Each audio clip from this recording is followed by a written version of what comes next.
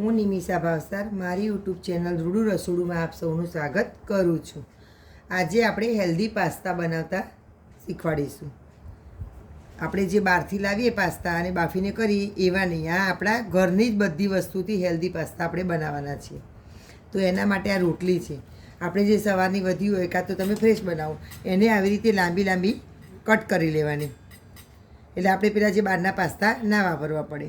પછી શાક, એમાં બધા જ આપણે જે છોકરાઓ ના ખાતા હોય બધા શાક અંદર નાખી દેવાય.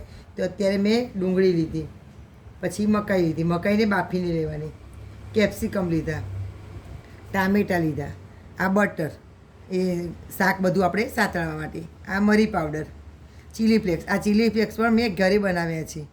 આખા મરચાં લાવી અને એની મિક્સરમાં તમે પલ્સ મોડ ઉપર કરો તો આવી રીતે સરસ ચીલી ફ્લેક્સ ઘરેથી જાય. આ ગરમ મસાલો અને આ ઓરેગાનો, એ પણ મેં ઘરે બનાવેલું છે. આ ચીઝ, આ પલ્પર કોબીજ અને આ ગ્રીન કોબીજ. પલ્પર કોબીજ તમને મળે તો નાખવાની, નહીંતર ચાલશે, ઓપ્શનલ છે. પણ અત્યારે તો લગભગ બધા શાક માર્કેટમાં પલ્પર કોબીજ મળતી જ હોય છે, હેલ્થ માટે બહુ સારી. પછી ગાજર અને આ બ્રોકલી. બ્રોકલી પણ ઓપ્શન છે પણ મળે તો નાખવાની, કારણ કે એમાં પણ વિટામિન બહુ સારા પ્રમાણમાં હોય છે. આ કેચઅપ, આ પણ મેં ઘરે બનાવેલો છે. અને આ પીઝા પાસ્તા સોસ, એ પણ મેં ઘરે બનાવેલું છે. હવે આ તમે બધા ઘરે બનાવેલા મેં હજી વિડીયો મૂક્યા નથી, તો તમે મારી ચેનલને સબસ્ક્રાઈબ કરશો તો તમને હું તમને આગળ મૂકીશ, એ પણ જોવા મળશે તમને. આ તેલ. હવે આપણે પાસ્તા માટે જે શાક વઘારવાનું છે એ વઘારીશું. તો એના માટે પહેલાં તેલ મૂકીશું. 3 ચમચા જેટલું તેલ મૂકવાનું, કારણ કે આપણે બધું શાક 50 ગ્રામ જેટલું તો છે જ, એટલે શાક ચડે એટલું તેલ આપણે જોઈએ.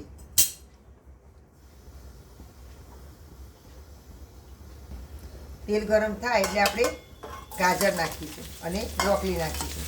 શાક બધા આખા ધોઈ નાખવાના અને પછી સમારવાના. સમારીને ધોશો તો પાણી અંદર રહેશે. અને જે પ્રમાણે શાક કડક હોય એ પ્રમાણે લાઈનસર બાફા લેવાના. બ્રોકલી અને ગાજરમાં થોડીક વાર લાગે ચડતા, એટલે એ પહેલાં લેવાના. પછી મકાઈ તો આપણે બાફી લીધી છે. અને કોબી જે આપણે એકદમ નથી ચડાવવાની, થોડું ક્રિસ્પી શાકભાજી હોય તો સારું લાગે, એટલે સ્ટેપ બાય સ્ટેપ લેવાના. હવે આપણે આ ગાજર અને બ્રોકલી લીધી તો આપણે થોડુંક મીઠું નાખી દઈશું. મીઠું નાખવાથી શાક જલ્દી ચડી જાય. અને શાક તમને જે વધારે ભાવતા હોય વધારે અને ઓછા ભાવતા હોય ઓછા પણ કરી શકાય. એવું ફિક્સ નહીં કે બધા શાકભાજી સરખા લેવા, અને ના ભાવતા હોય સ્કીપ પણ કરી શકાય.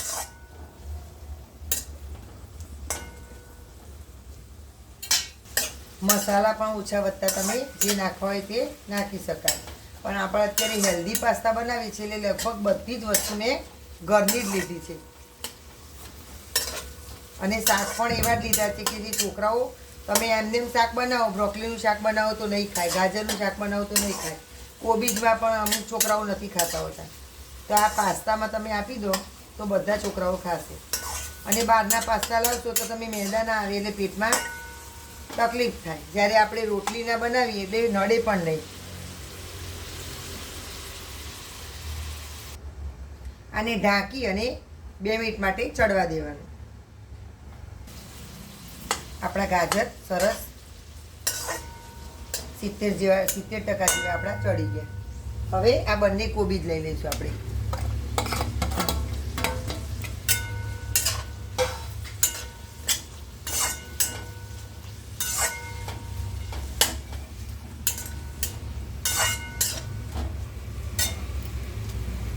પછી હવે મકાઈ નાખી દઈશું.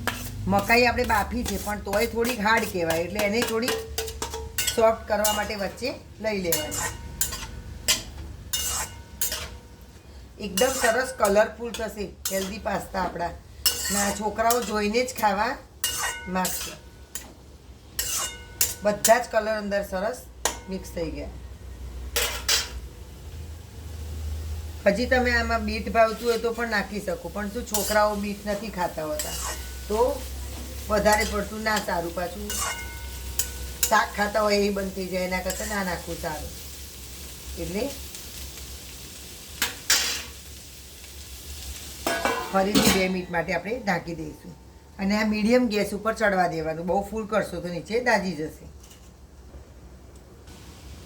હવે આ કેપ્સિકમ અને ડુંગળી ઉમેરીશું.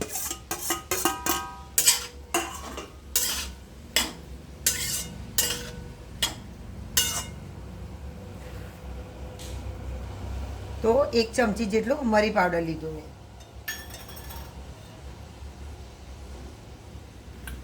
1 ચમચી જેટલો ઓરેગાનો અને અડધી ચમચી જેટલો ગરમ મસાલો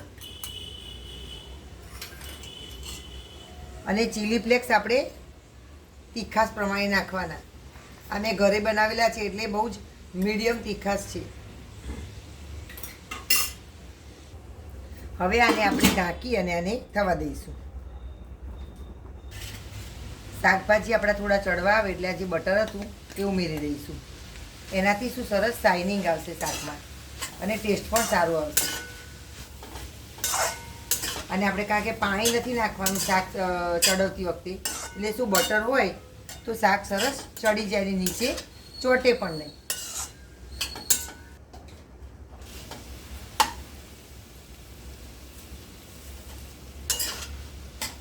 વચ્ચે વચ્ચે આપણે આવી રીતે થોડું ખોલી અને હલાવી લેવાનું, જોવાનું કે શાક ચડ્યું કે નહીં.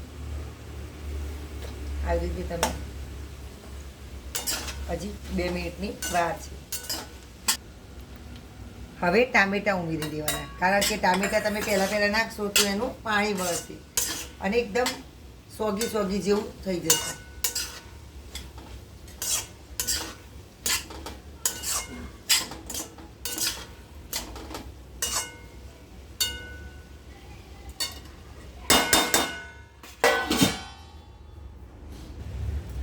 હવે આપણે આ શાક બધા સરસ આપણા ચડી ગયા છે.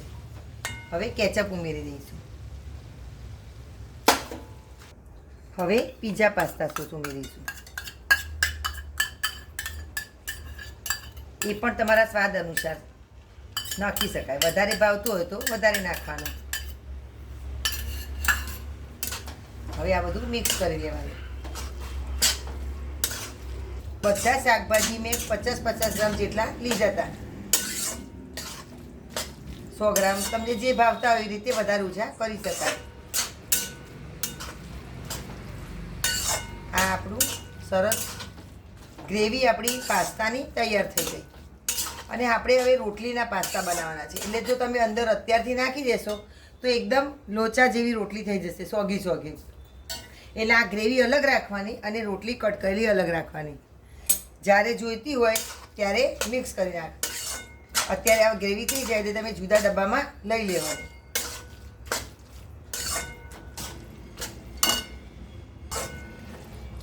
આપણે શાક ચડ્યા પછી કેચઅપ ગેસ બંધ કરી અને કેચઅપ નાખવાનું. કેચઅપ નાખ્યા પછી ગેસ ચાલુ નહીં રાખવાનું, કારણ કે એ ખટાશ પકડશે. એટલે બધું શાક સતળાઈ જાય સરસ. પછી ગેસ બંધ કરી અને કેચઅપ નાખીને મિક્સ કરી લેવાનું. હવે આ આપણી ગ્રેવી તૈયાર. એને હું બાઉલમાં લઈ લઈશ. વધારાની ગ્રેવીને એક ડીશ જે બનાવવાની આપણે, એટલે શું રોટલી આપણી સોગી ના થઈ જાય. તો અત્યારે મેં 1 ડીશ જેટલી ગ્રેવી લીધી. હવે એમાં હું આ થોડીક કાપેલી રોટલી હતી એ ઉમેરી દઈશ. જો તમને ગ્રેવી વધારે ભાવતી હોય તો રોટલી ઓછી નાખવાની, અને તમને જો બહુ ગ્રેવી ના ગમતી હોય તો રોટલી વધારે નાખવાની. હવે આ મિક્સ કરી લેવાની. આને એકદમ થોડા હળવા હાથે રોટલી ભાગે ને એ રીતે સરસ ધીમે ધીમે મિક્સ કરી લેવાનું. આને બહુ ના રહેવા દેવાય. મિક્સ કરી અને તરત જ ખાઈ લેવાનું. જો આ આપણા હેલ્ધી પાસ્તા એકદમ રેડી. મિક્સ થઈ ગઈ ને અંદર રોટલી. બસ આવી રીતે તમને ગ્રેવી વધારે લાગે છે થોડીક તો રોટલી ઉમેરી દેવાની. બે સરખું લો તો પણ સરસ લાગશે. પણ આ તો તમને જે રીતે ટેસ્ટ અનુકૂળ આવે એ રીતે. પણ ગ્રેવી વધારાની પહેલાં લઈ લેવાની અને જ્યારે ખાવું હોય ત્યારે એક ડીશ બનાવવાની. આ આપણું પરફેક્ટ. જુઓ તમે ગ્રેવી અને રોટલી બે પણ મિક્સ મેં સરસ લીધું. 1 વાડકી જેટલી ગ્રેવી હતી તો 1 વાડકી જેટલી ગ્રેવી કટ કરેલી રોટલી લઈ લીધી. હવે આપણે સર્વ કરીશું. અને રોટલી મિક્સ કર્યા પછી પણ આપણે ગેસ ચાલુ કરવાનો નથી. હવે આપણે આની ઉપર ચીઝ છીણી લઈશું, કારણ કે બાળકોને તો ગમે તે બનાવો એની ઉપર ચીઝ આવે એટલે ખુશ.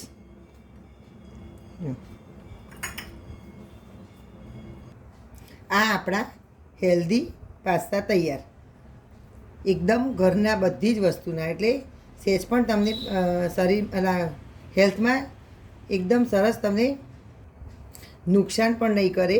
અને અંદર પ્રોટીન વિટામિન, કારણ કે બધા શાકભાજી આવે એટલે બધા વિટામિન ને પ્રોટીન બધું મળે. હજી તમને જો પનીર ભાવતું હોય તો તમે આપણે જ્યારે શાક સંતળાઈ જાય અને રોટલી નાખો ત્યારે તમે પનીર કેચઅપ નાખો ત્યારે પનીર છીણીને નાખી શકો છો. તો આ એકદમ આપણા હેલ્ધી પાસ્તા તૈયાર. મારી આ વાનગી પસંદ આવી હોય તો મારી ચેનલને સબસ્ક્રાઈબ કરશો, બેલ આઇકોન પર પ્રેસ કરશો અને તમારા ફ્રેન્ડ સાથે શેર કરવાનું ખાસ ભૂલતા નહીં. અને બનાવો તો મને કોમેન્ટ કરજો કોઈ સજેસ્ટ હોય તો. Thank you.